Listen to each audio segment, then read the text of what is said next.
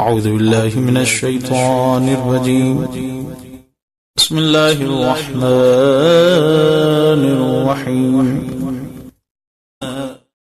يا من لا يشغل سمع عن سمع، يا من لا يمنعه فعل عن فعل، يا من لا يلهيه قول عن قول، يا من لا يغلطه سؤال عن سؤال، يا من لا يحجبه شيء عن شيء، يا من لا يبرمه إلحاح الملحين، يا من هو غاية مراد المريدين، يا من هو منتهى همم العارفين، يا من هو منتهى طلب الطالبين، يا من لا يخفى عليه ذرة في العالمين.